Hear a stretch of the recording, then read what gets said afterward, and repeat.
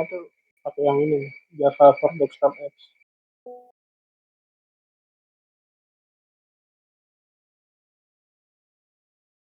Itu buat Java-nya, buat JDK-nya.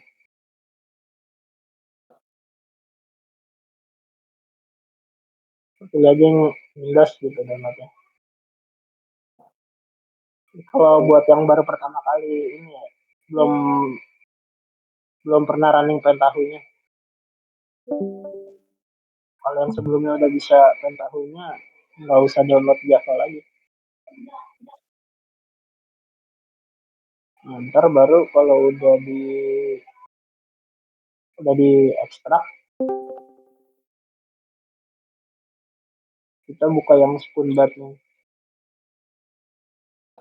Atau mungkin kalau mau yang baru pertama kali baru udah install Java-nya, bisa running yang ini dulu nih, set Pentaho NVBat-nya.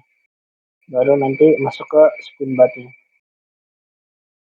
Nah, kalau dia udah bisa, dia bakal kebuka software ini, Spoon, dari Pentaho.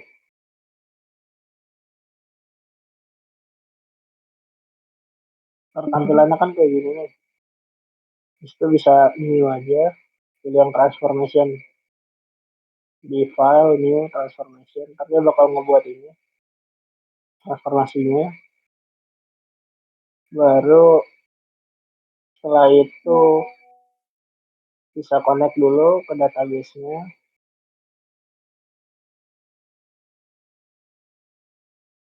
Nah, di sini tuh misalnya kan Postgre kan.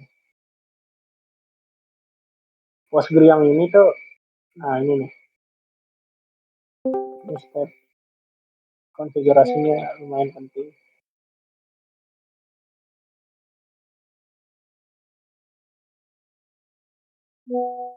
Jadi buat akun GitHub yang baru,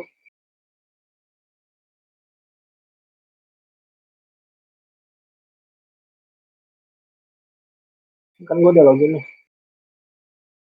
Nah, buat akun GitHub yang baru, dia tuh nggak bisa ini kan, nggak bisa langsung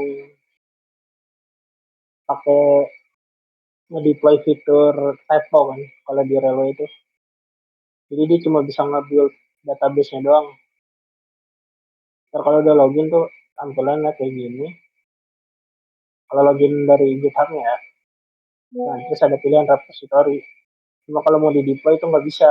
Kalau misal akunnya masih baru buat gitu. Jadi eh, seandainya dipilih gitu repository yang udah dibuat, nanti kena limited access gitu. Jadi untuk itu untuk apa namanya untuk saat ini biar ada progresnya, cukup nge-build Postgre-nya dulu aja. Ntar kalau udah nge-build Postgre-nya tuh udah dipilih kan tadi tuh yang PostgreSQL, dia bakal nge-build kayak gini. Nah, baru ntar ada banyak pilihan kan, ada deployment, backup, variables. Nah, kita ke variablesnya copy yang database public URL ini. Ini tap aja, taruh di sini gitu. Gak usah dicari, ini cuma buat catatan aja. Habis itu baru balik ke Pentaho-nya.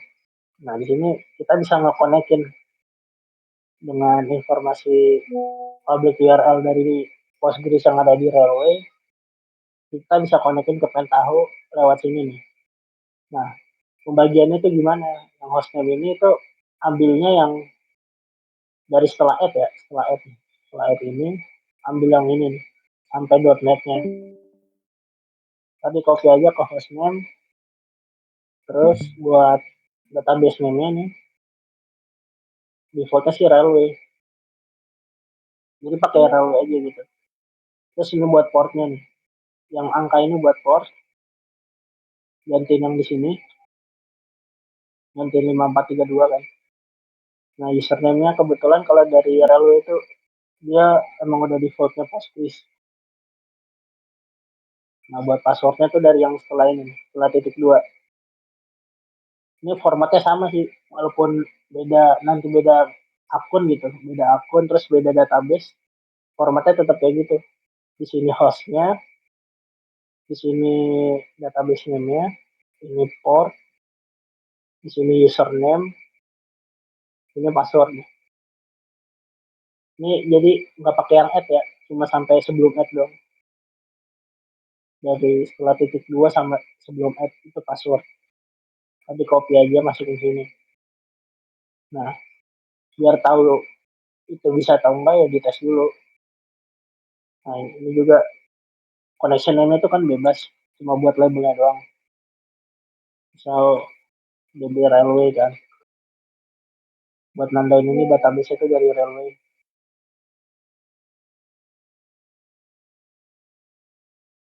Nah, ntar dia hasilnya bakal kayak gini nih. Connection DB Railway successful. Berarti kalau kayak gini dia udah bisa, emang udah connect gitu. Informasi yang udah kita isi di sini udah valid. Tertinggal oke. Okay. Nah, habis itu ntar dia bakal muncul kayak gini. Ini bakal muncul database connectionnya. Nah, baru kita perlu setting ini lagi. Bikin apa namanya? Bikin satu buat database lokalnya. Nah, kalau lokal berarti kan isinya udah default kan. Localhost, database name-nya misal udah buat gitu.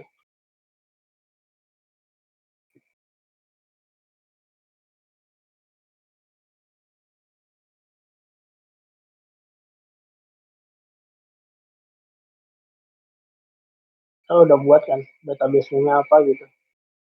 Nah, ini gue sebagai contoh aja. Gue masukin DB tahu misal gitu lokalnya. Nah, kalau nggak tahu buat database, misal baru pertama kali install Postgres ya. Oh iya, Postgres saya install dulu sih. Kita butuh Postgres juga buat database-nya. Kalau belum download, download dulu aja.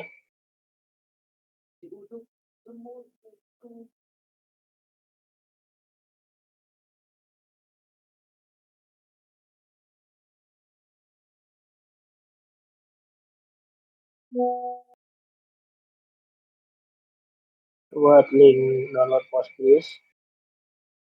Dan pokoknya,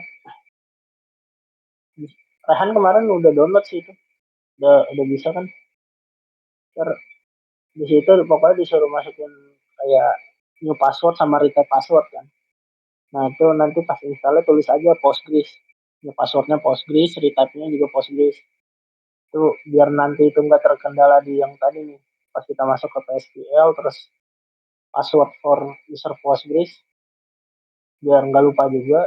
Jadi ntar pas di bagian password ini tinggal kita ketik aja Postgres. Dia emang nggak kelihatan gitu passwordnya. Jadi yang penting apa ya? Ya udah apa? Udah percaya gitu kalau ngetik Postgres.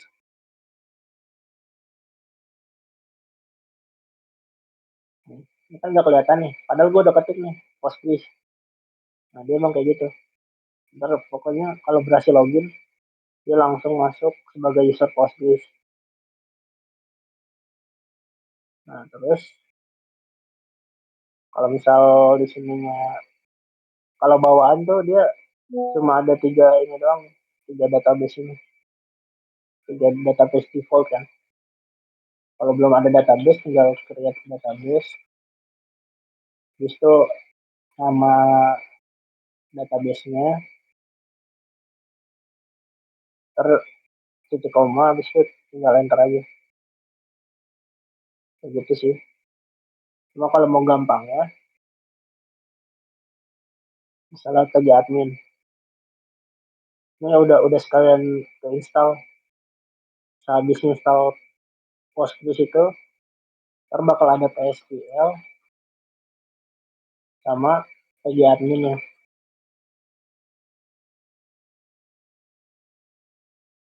Nah, kalau di tag admin ini ibaratnya UI-nya lah. Kalau PSQL itu backend ya, front end sama back end. Kalau di sini tinggal klik-klik aja sih, nggak perlu ada ini lagi sintak-sintaknya kecuali pengen execute shell command buat apa namanya, mau ngelola database-nya. Agak lama sih.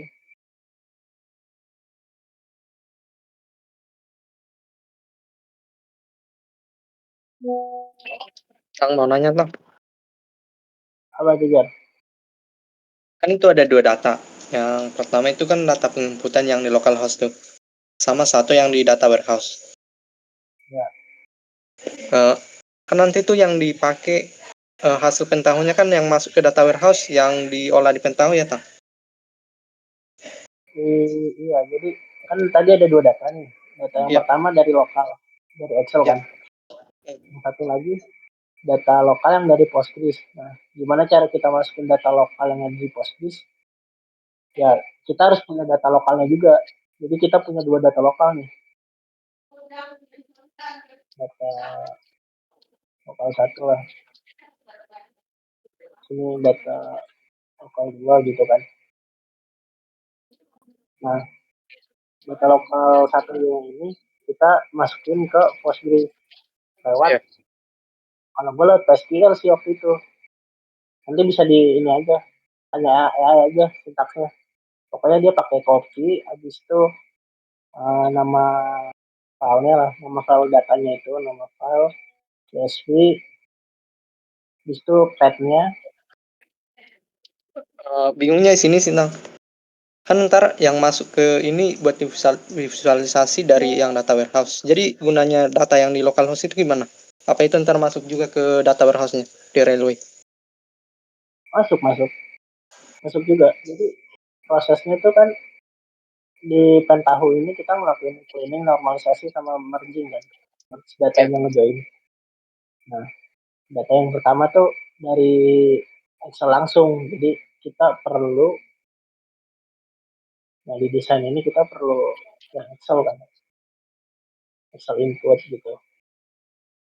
Nah, terus di data ini step yang atas dulu ya. Step yang atas, eh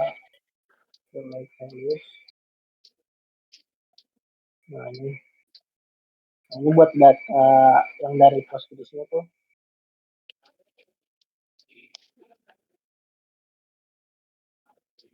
Nah, jadi ada dua step, kita ngebangun dua Ya. step, atas sama bawah. Sama aja sih, cuma bedanya dari narik datanya aja gitu. Jadi yang kedua Nah, datanya yang dari mana Tang? Table input. dari table input dari ini, dari Postgres. Oh. Tuh. Nah, Jadi yang masuk koneksinya ke ini, warehouse-nya nanti ada dua data gitu. iya, ada dua data tapi itu tetap jadi satu data karena Hmm. kita ngelakuin join. Soalnya kan Jadi kita, data Pak Sabil itu kan sama semua Tang, variabelnya cuma beda isinya doang data pertama sama data kedua. nah ya, Iya. emang dia itu datanya nggak benar-benar berelasi, itu ada di edit-editnya juga tuh. Cuma kalau gua kan emang datanya juga variabelnya beda kan. Hmm, eh, hmm.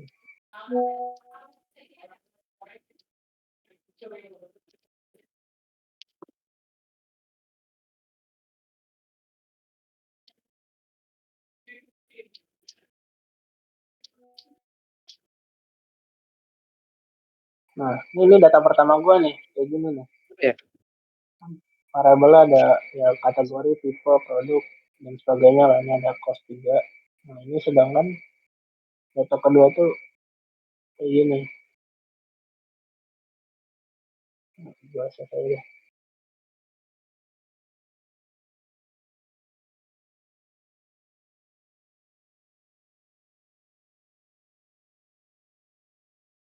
Jadi itu gabunginnya ke warehouse-nya gimana Tang? Dua data itu. Nah, iya, bentar.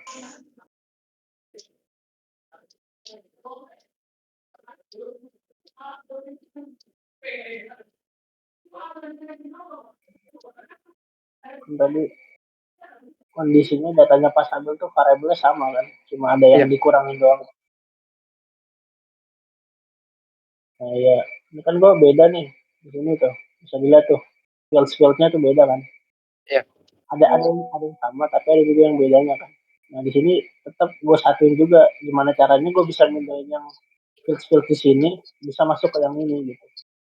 Nah itu lewat merge itu tadi, lewat merge ini, merge sini Tapi kalau gue ngikutin yang pas stabil bisa tuh, yang sama datanya. itu sebenarnya dia datanya emang dia udah edit biar sama jadi biar pas dia praktekin tuh bisa gitu. Kalau ini kan gue datanya emang data apa adanya gitu. Terus gimana caranya gue bisa ngegabungin. Nah itu lewat yang merge ini. Karena tadi apa namanya di setiap di masing-masing datanya itu ada apa primary key-nya. Nah ini produk number nih sebenarnya primary key. Jadi kita bisa nyatuin ini ke produk ID yang di sini nih. Nah itu juga harus kita lihat sih apakah ini benar-benar isiannya tuh sama sama yang ada di produk ID. Nah kita ngelihatnya tuh dari sini lah, dari misal gue pergi lah. Gue juga ngecek sih ini ya apa namanya buat nyocokin ini produk number nih beneran pakai produk ID atau beda juga ininya kan datanya tuh. Ternyata pas gue lihat ada ada ininya gitu. Misal 93310 kan. Ini juga ada di sini. Nah, berarti kan itu sama kan. Jadi dari sini gue bisa ngejoin datanya. Nah, jadi gue tinggal pilih variabelnya aja. Gue pilih fields produk number sebagai apa namanya? Sebagai data keduanya buat penyambungnya. Di data pertama gue pilih produk ID. Ini sebenarnya tinggal di get fields aja sih bisa. Cuma kalau di get fields kalau gue get fields aja ntar dia pada ikut semua nih variabelnya nih. Sebagai nah, misal gini deh. Nah, kalau gue get fields sih keluar semua nih variabelnya. Nah, ntar tinggal di ini aja hapus-hapusin gitu. Cuma pilihnya tuh variabel yang bisa di join nantinya kayak Jadi gitu. hasilnya nanti gimana tuh? Pas sudah digabungin. Nah, pas udah di join hasilnya kayak gini. Ini di sini gue pakai modified JavaScript karena ada perhitungan yang gue pengen tambahin kan ke dalam fields-nya Ya, itu. Ada fields baru lah, ya. ada variabel baru.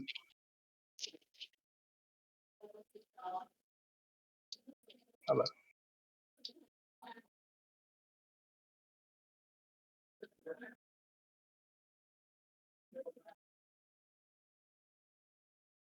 Nih. Ini sekarang jadi banyak nih fields-nya nih karena udah gue gabung.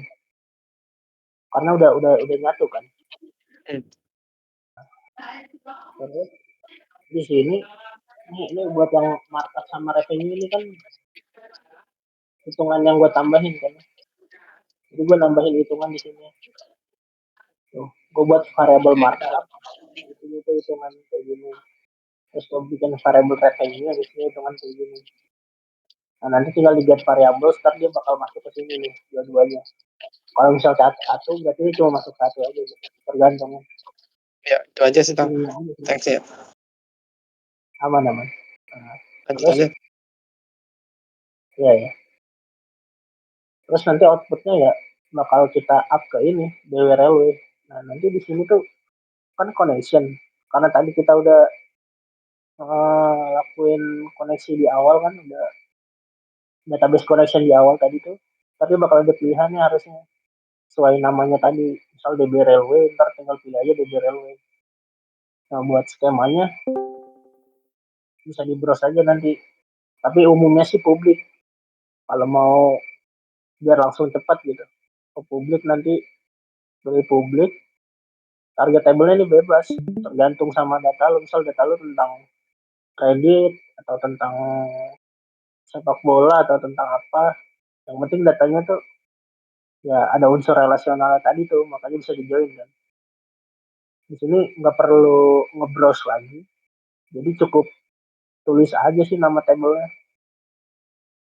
Misal belum ada table ya, misal belum buat table, tulis aja nama table baru gitu.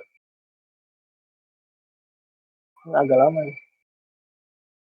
Nah, ini kan, tuh, ada tabel produk.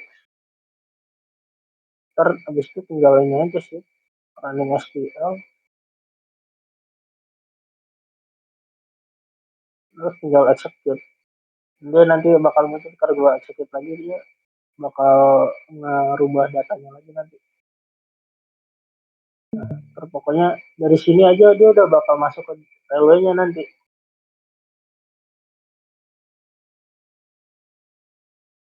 Ini kan udah ada nih, karena tadi gua udah insert apa namanya, database name-nya kan, target table-nya.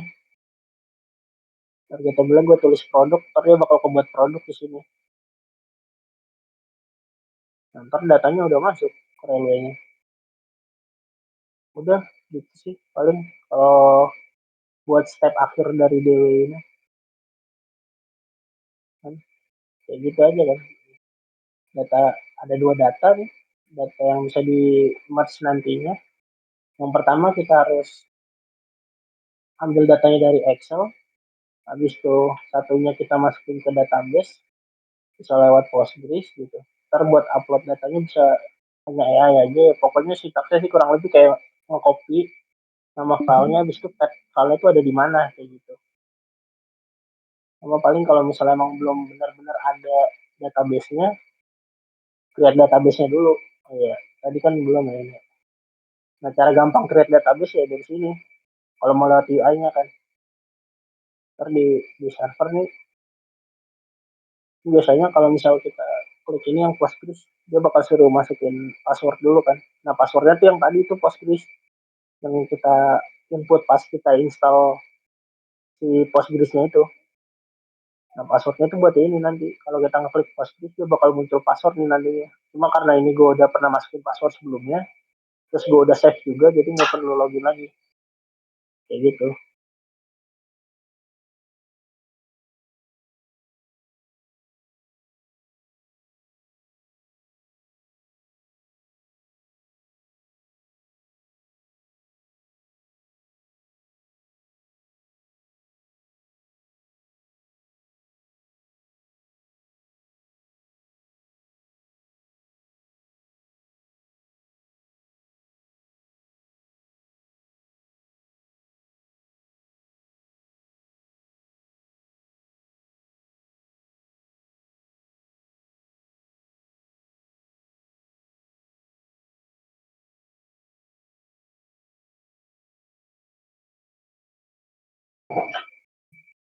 Nah,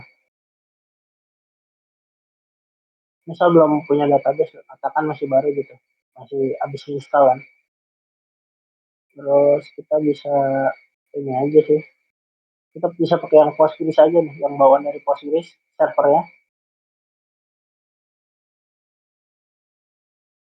Nanti dari awal install udah ada ini sih, udah ada server Postgres ini. Terus ntar kita tinggal ke database aja. Nah, di database kita klik kanan, kita create aja. Ini cara cara gampangnya ya, kalau nggak mau lewat SQL buat create database. Kalau lewat SQL ya kayak gini komennya, dan database, nama DB-nya. Karena bakal langsung kebuat sih. Nah, kan create database tuh. Ini buat yang awal-awal ya, kalau belum punya database. Buat di ini. Nah, nanti langsung masuk kan tuh nama DB-nya tuh. Ya, apa namanya? Nama dari si database-nya itu. Nah, nanti dalam database-nya itu ya ada ini ya. Ada apa namanya? Struktur-strukturnya lagi gitu, ada case, katalog, ada skema juga kan. Nah, kita tuh ngebutuhinnya yang di skema ini. Nah, ini tadi yang publik tadi tuh masuknya di dalam skema kan. Terus kita ke tables. Cuma kalau di sini, kalau mau ke table tuh, misal datanya order gitu, kayak ini datanya football. Nah, kalau kita langsung nge-create table di sini,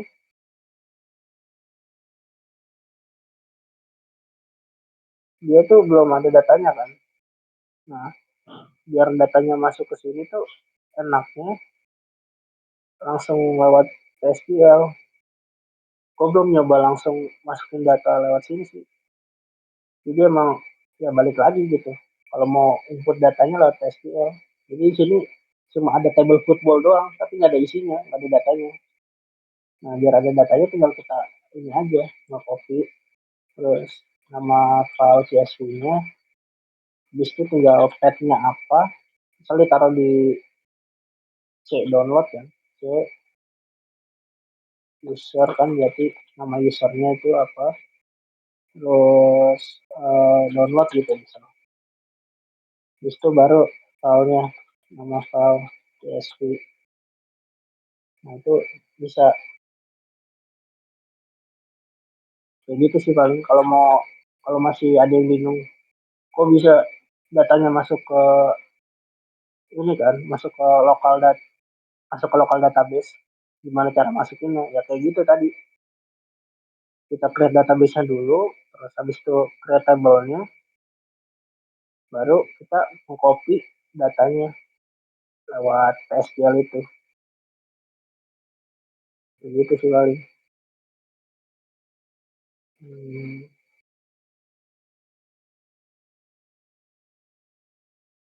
terus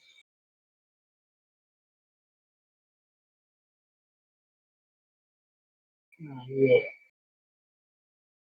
nah, pokoknya siapin dulu aja gitu datanya.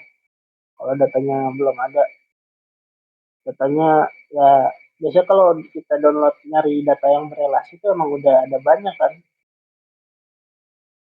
udah ada ininya, nggak cuma satu data gitu, ada beberapa data CSV. Kayak ini nih, football database ini kan ada banyak tuh CSV-nya tuh.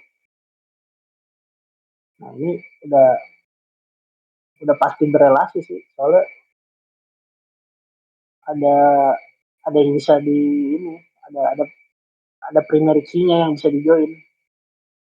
Kita bisa join lewat game ID atau lewat sitter ID. Tuh ya nanti balik lagi ke kita, ya iniannya apa namanya, kita mau join pakai fields apa, mau pakai variable apa yang mau kita join gitu. Tapi umumnya ya kita nggak joinnya pakai ID sih biasanya. Nah makanya kan kenapa kita di sini butuh dua data. Nah karena data yang berelasi itu pasti datanya nggak cuma satu, dia ada dua. Bukan ada dua sih, ada banyak lah pokoknya. Ada lebih dari satu datanya kan. Makanya kita diminta buat ngambil data ini yang dari Excel, satu lagi datanya kita masukin ke database. Nah ujung-ujungnya kita ini lagi, kita ketemuin lagi tuh datanya, data satu sama data dua kita ketemuin di mergein. Nah ini sebenarnya ini opsional aja sih. Kalau misal ada yang mau ditambahin, entah itu variable baru kan, kayak tadi gue nambahin variable revenue dari hitungan unit price dengan ininya, dengan unit costnya kan, jadi itu revenue. Nah itu boleh boleh aja. Cuma kalau nggak ada yang harus ditambahin lagi hitungannya ya dari merge join bisa langsung aja ke sini tanpa harus ngelakuin step yang ini. Jadi balik lagi gitu, tergantung butuhnya step apa di pentahunnya. Pokoknya ya outputnya ya datanya sih harus bersih aja gitu. Udah kita bersihin lah dari pentahun ini. Sebenarnya banyak gitu. Kayak ini kan ya, gue harus menormalisasi dulu tipenya, gue pilihin di sini, terus juga formatnya, habis itu juga ada yang lain juga, ini nolnya kan, kalau ada nol, walaupun misal nggak ada nol ya nggak apa-apa sih kalau mau ditambahin aja gitu. Nah iya paling sama tuh ini nih, sebelum merge join tuh pokoknya disaranin buat nambahin step short rows kan. Nah, short rows ini gunanya tuh biar kita bisa ngefilter, bisa ngurutin, bisa ngefilter dari field yang pengen kita join. Nah, di sini gue kan contohnya tuh ngejoin produk ID doang. Jadi gue get fields, nanti muncul banyak lah pokoknya. Muncul banyak fields-fieldsnya kan, variable-variable. Terus gue sisain ini aja. Gue sisain fields yang mau gue join nantinya, yang mau gue merge. Jadi apa primary key-nya. Nah, nanti kan dia otomatis nih bakal kedetek semua. Uh, sebagai apa diurutin sebagai ascending kan dari yang ke atas. Nah, baru paling di short rows yang kedua nih. Nah, sebenarnya nggak harus yang kedua sih, tergantung datanya gitu. Sini preview data gue kan iniannya ada beberapa produk number tuh yang bisa muncul dua kali gitu. Misal udah ditulisin terus muncul lagi. Nah, jadi di sini biar gue nge-prevent itu, biar nggak terjadi duplikasi. Jadi gue checklist nih yang di sini nih.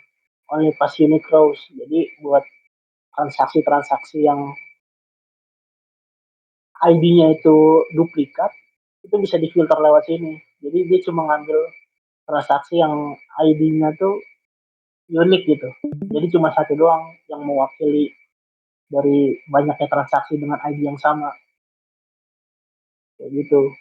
Ini juga sama aja sih sebenarnya di GetFirst, cuma bedanya yang buat unique rows-nya ya buat checklist. Nah, itu balik lagi tergantung sebagaimana bisa kita buat ngebaca datanya gitu. Kalau dari sini kita bisa lihat, oh ternyata produk numbernya tuh ada yang duplikat karena ada banyak transaksi yang terjadi dengan ID yang sama. Nah, jadi ya buat bikin itu lebih mudah prosesnya, biar prosesnya tuh meminimalisir error ya. Di sini ini gua only pas unique rows doang buat ngilangin duplikasinya. Baru nanti masuk ke sini setelah kita short rows kan atas bawah tuh datanya. Masuk ke merge join. Pokoknya dia kalau udah nih, kalau udah dipilih kan yang tadi apa namanya foreign key yang mau di joinnya, dia bakal muncul warning pokoknya. Nah, kayak gini dah pokoknya. Muncul warning kayak gini nih nggak apa-apa nih. Ini cuma kayak ngasih kita rekomendasi aja. Sebaiknya tuh di short di short post dulu lah. Walaupun kita udah nge-short post kan, nggak apa-apa itu. Tapi yang penting ya kita emang harus nge-short post dulu. Walaupun nanti bakal tetap muncul warning kayak gini itu nggak apa-apa. Baru nanti bisa lagi ke step-step berikutnya. Kayak gitu aja sih kurang lebih.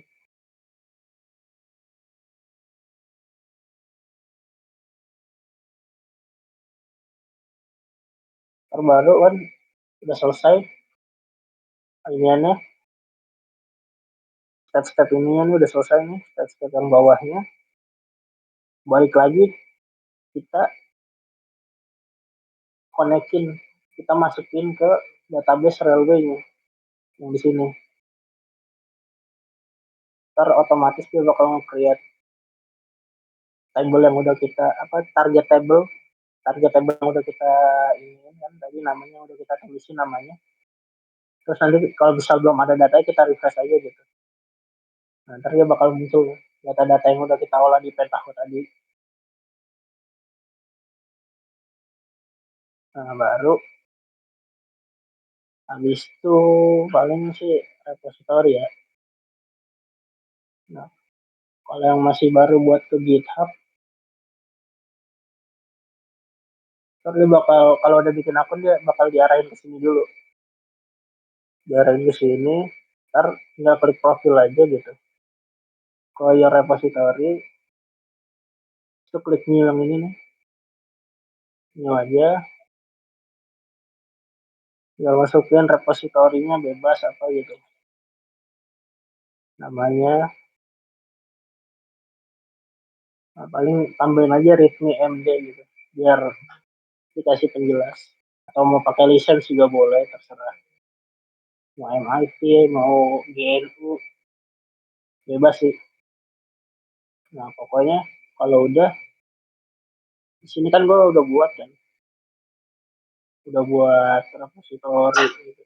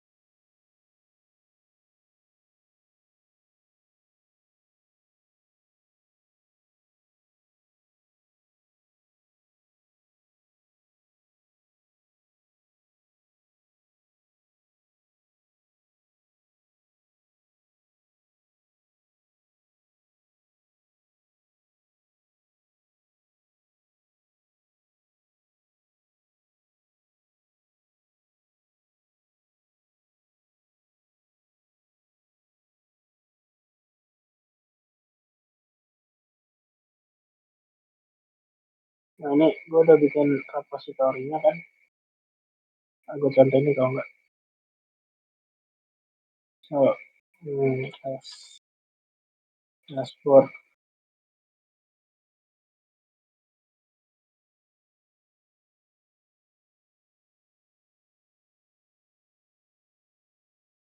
Ntar bakal kosong kayak gini nih.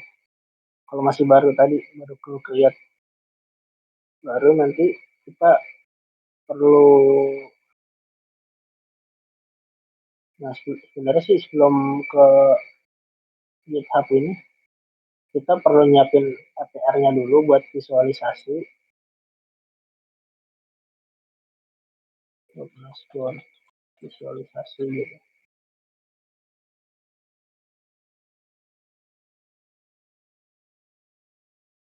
Nah, baru kita konfigurasi Docker file-nya ini mau gimana, apa namanya, library apa yang dibutuhin dari APR yang udah kita gunain ini. Ntar abis itu baru kita upload file, kita upload Jadi filenya. Docker file-nya itu bisa sama aja. Contohnya Bisa gitu. pakai yang dari repo itu, Nih ya misal Docker file-nya.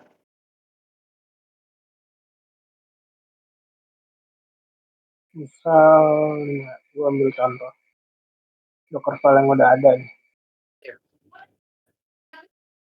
Kan Docker file yang udah dicontohin di pertemuan sebelumnya kan.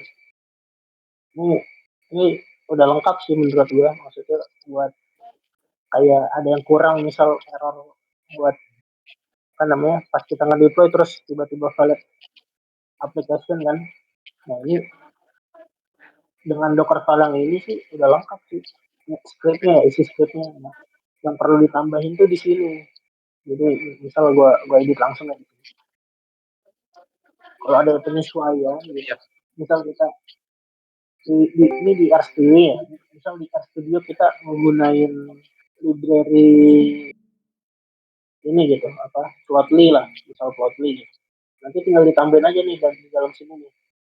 Cuma yang emang gak dibutuhin, yang kita nggak pakai di, yang kita nggak pakai di RStudio bisa dihapus. Misal kita nggak pakai Google Plot kan, karena itu udah ada, kita udah pakai Plotly gitu.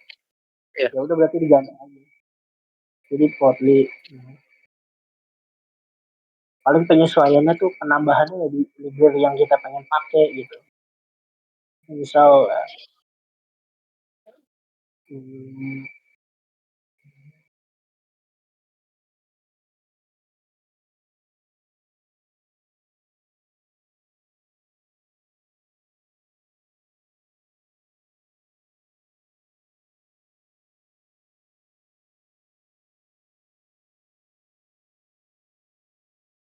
oh di sini aja.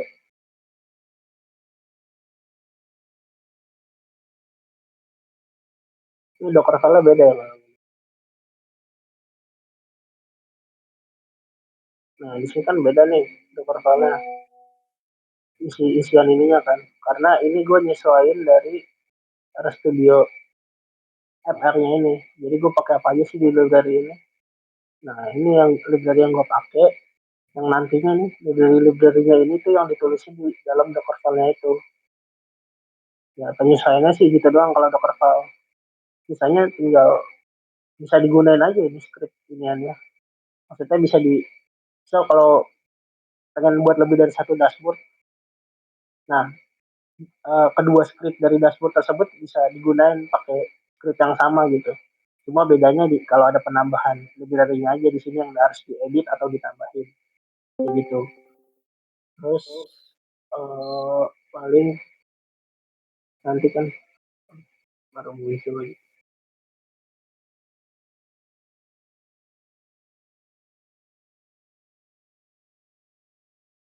Nah pokoknya ntar di sini kayak yang Pak Sabil bilang kan, kita tuh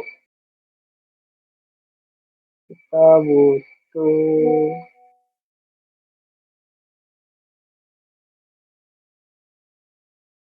kita cuma butuh Docker file, FR, sama Docker ignore. Nah gimana biar ada Docker ignore? Kita tinggal create new file aja. Create new file, nah di sini nih. Ini itu nama filenya, Docker ignore gitu kan misal. Ini tinggal isi aja gitu, isinya kan cuma .git doang kan dia. Dan nanti tinggal nge-commit, selesai dia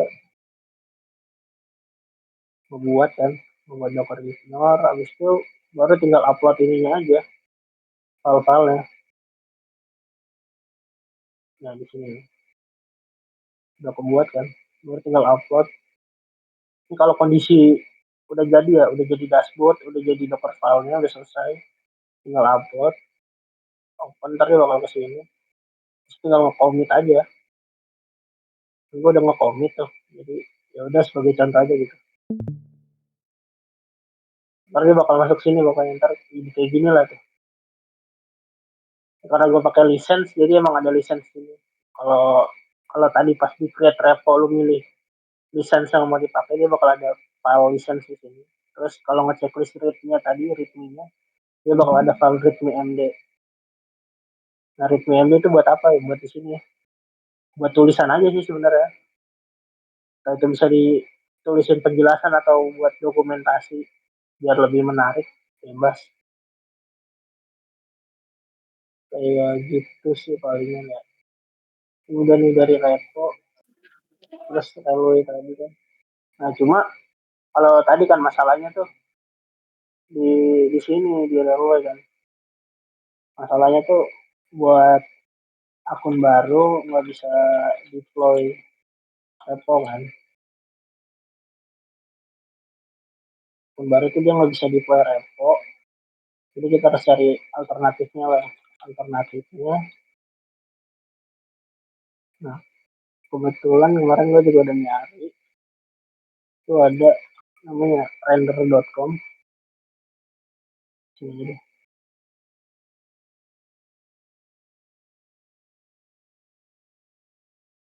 Nah, render.com.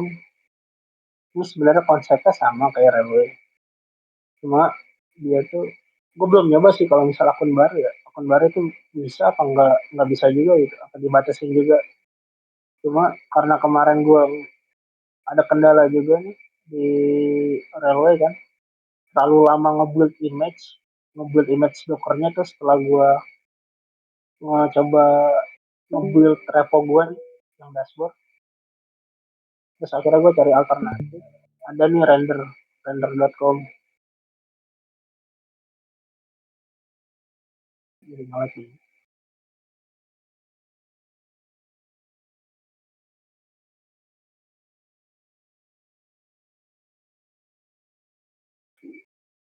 Oke.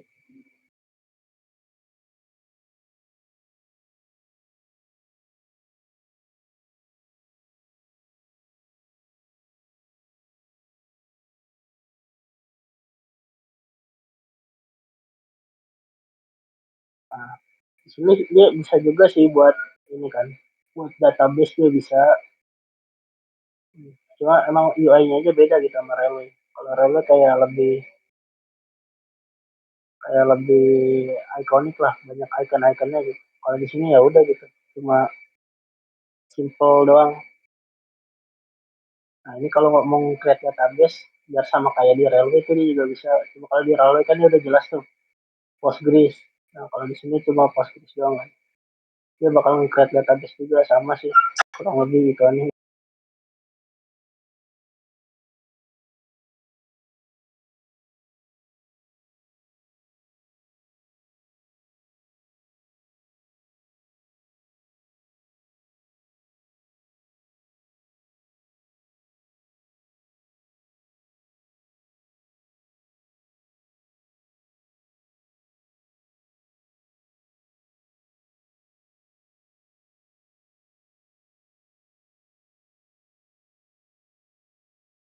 Nah iya, pokoknya sama kan.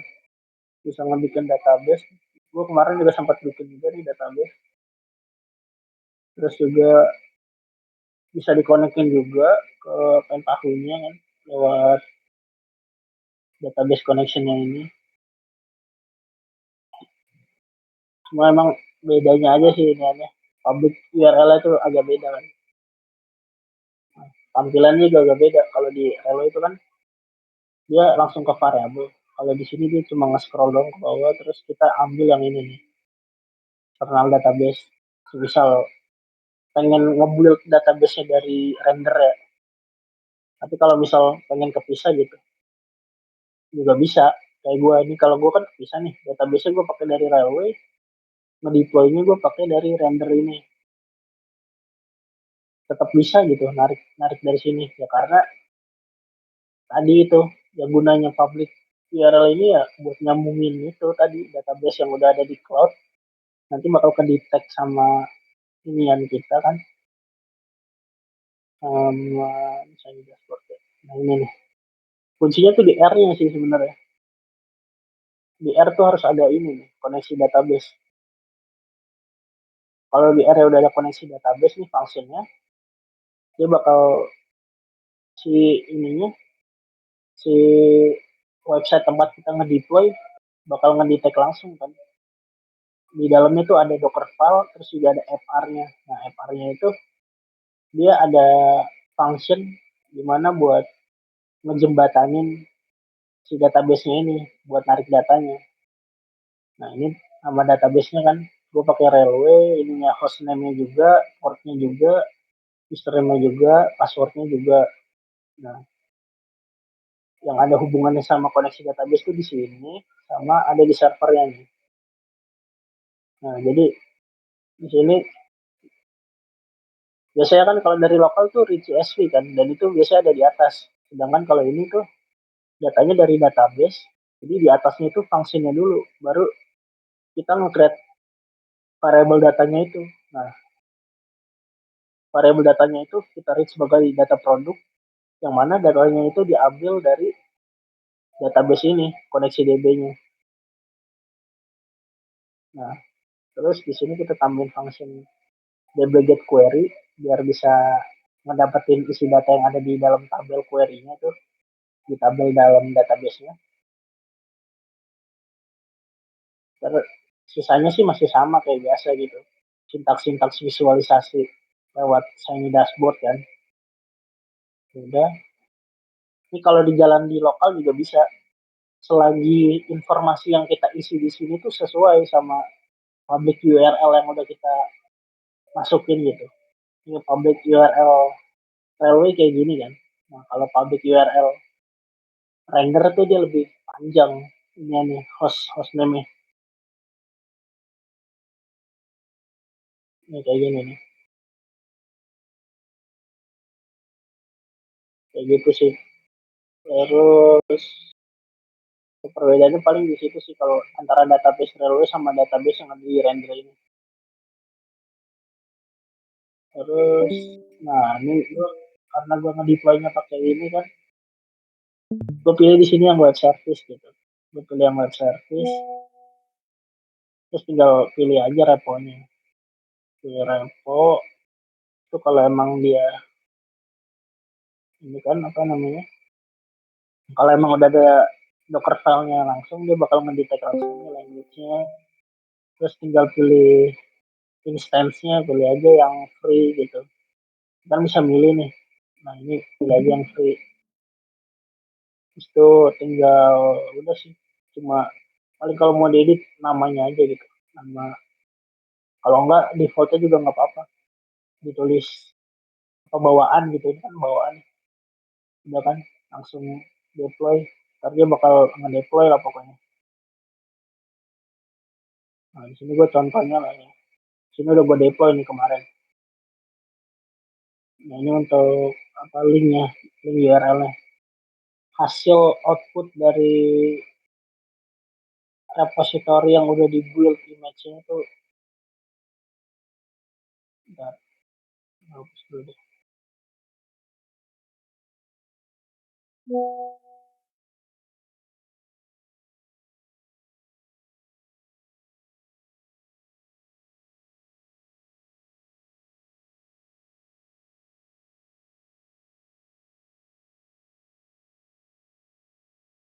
Hasil dari dashboard ini nih,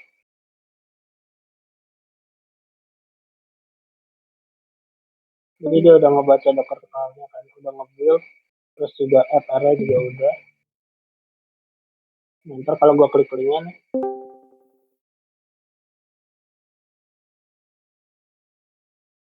nah cuma minusnya tuh kalau di render tuh dia apa ya, kalau misal si website ini inaktif gitu, inaktif dalam beberapa jam, dia bakal ke hibernate itulah. Nah kita harus nunggu ini kan apa namanya, ada delaynya lah, ada delay request sekitar 50 detikan buat ngelot kembali gitu isi dari aplikasi yang udah kita deploy ini. Kalau di railway kan dia langsung kan, contohnya gue ada nih yang udah gue deploy sebelumnya, ini lebih ringan sih dibandingin yang dashboard ini. Kalau ini kan yang buat gue uas nih, nah kalau yang ini dia yang latihan sebelumnya. Kalau di railway dia langsung buka linknya langsung ada gitu. Kalau dia ini harus delay dulu sekitar 50 detikan.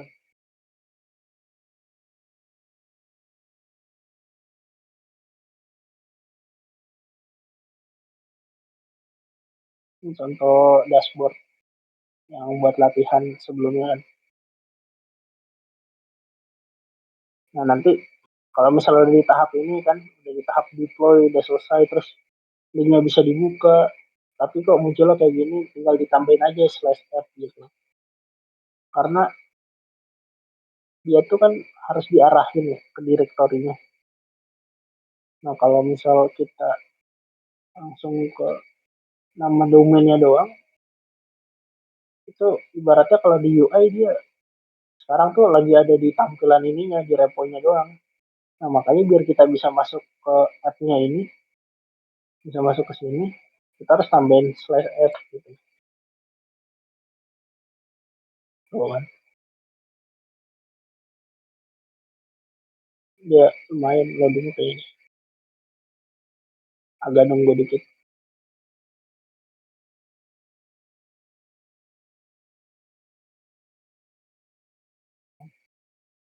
Nah kan dia pokoknya jadi masuk kayak gini kan.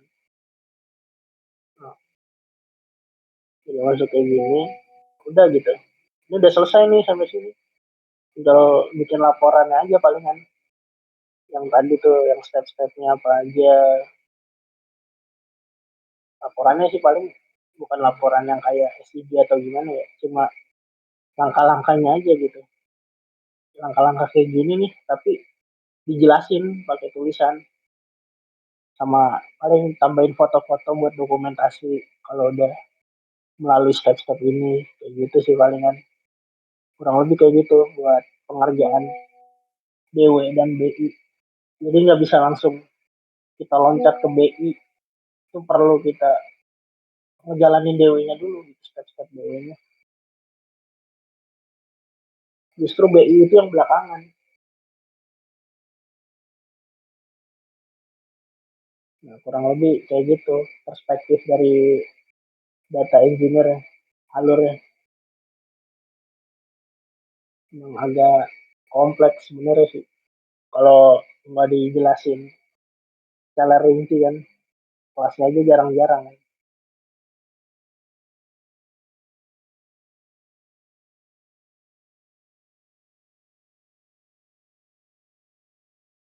Aman kan, paham Iya, semua.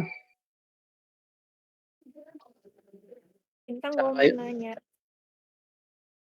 Apa-apa. Itu maksud akun Railway yang baru itu yang baru bikin atau ada ketentuan hari biar bisa apa namanya tadi deploy? Kalau itu sebelumnya kan Mamat pernah bikin akun, terus Mm-mm. itu emang masih baru kan, habis itu dia buat repository. Nah itu nggak langsung bisa dibikin tuh, ada limited access. Nah habis itu ada kali jeda 5 hari 7 harian lah, gue suruh buka lagi kan, ternyata masih limited access. Nah gue nggak tahu itu waktunya tuh sampai berapa lama baru itu kehitung bisa menggunakan seluruh fitur yang ada di railway-nya. Cuma kalau akun gue kan emang lumayan lama ya, buat apa namanya, nge-create-nya waktu itu udah dari berapa ya, 2022 gue buat. Jadi gue bisa ngegunain ini nih, apa namanya, seluruh jaringnya juga bisa kan, Jar? Lu bisa pakai semuanya, Jar? setupnya bisa Iya, sih Tang, soalnya udah lama juga iya buat tuh. deploy bisa. Nih, udah kehubung. Iya, paling nggak alternatifnya gitu. Lu mau pakai Postgres yang ada di Railway bisa, habis itu deploy-nya lewat render bisa, atau pakai Postgres yang ada di render sama deploy-nya di render juga bisa. Terserah. Cuma karena kasus gua kemarin udah gua deploy tapi nggak ke deploy karena build-nya time out, dan itu lumayan lama kan, ada 30 menitan tuh sekali gua ngerunning buat nge-build-nya, tapi ujung-ujungnya nggak bisa, jadi gue cari alternatifnya aja.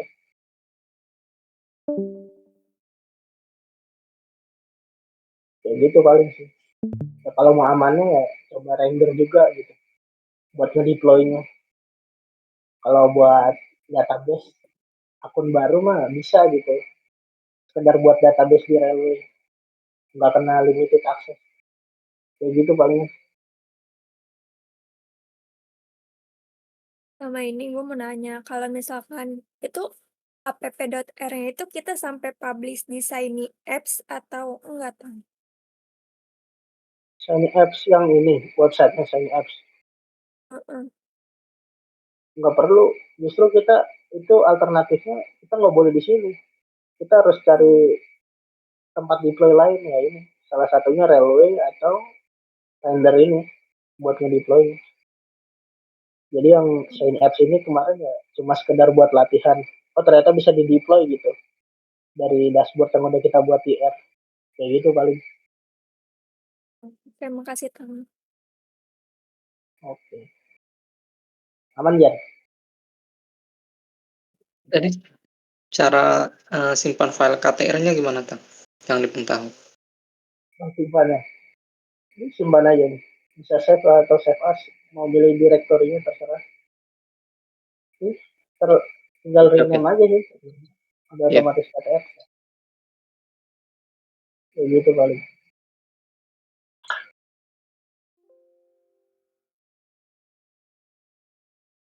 Cuma apa ya, kayaknya gue juga nggak tahu ya ini, kalau misal gue close kayaknya sih datanya kemungkinan, jadi data yang di relo itu kayaknya sih cuma temporary, jadi kalau mau ya datanya tetap stay di sini, kan masih ada nih datanya. Nah ini uh, biarin aja gitu, pentahunnya di minimize aja. Setelah kita udah checklist semua nih kan, stepnya udah berhasil tuh, di minimize aja gitu, jangan langsung di close, atau mungkin mau di save boleh gitu, tapi jangan langsung di close, takutnya dia datanya hilang gitu. Tapi tuh apa namanya, kayak jatuhnya kayak temporary aja sih. Jadi kalau misalnya kita close pentahunya, kemungkinan datanya bisa bakal hilang gitu. Soalnya gue sebelumnya juga sempat buka kan, tiba-tiba kok datanya nggak ada. Cuma pas gue buka lagi pentahu, terus gue running lagi, habis itu gue refresh, baru ada lagi gitu. Ya asumsi gue sih gitu. Kalau misal datanya hilang ya, itu karena kita close pentahunya. Jadi kalau misalnya nanti apa namanya, kalau misal nanti udah selesai atau pengen pengen apa namanya, pengen ngebuktiin gitu ke Pak Sabun, buka dulu aja pentahunya, running semua stepnya, habis itu baru ngeload datanya lagi, di refresh lagi, baru buka link hasil deploynya tadi, tapi dia bakal otomatis kayak gini, kebaca lagi lah pokoknya.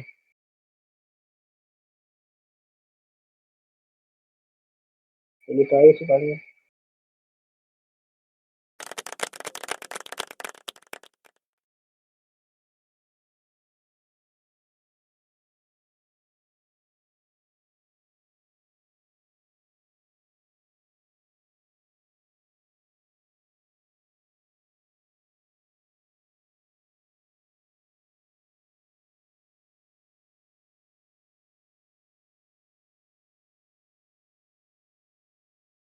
Aman berarti, udah ada gambaran kan buat ini, puasnya.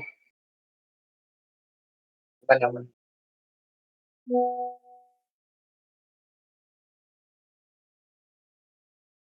Kalau mau lihat,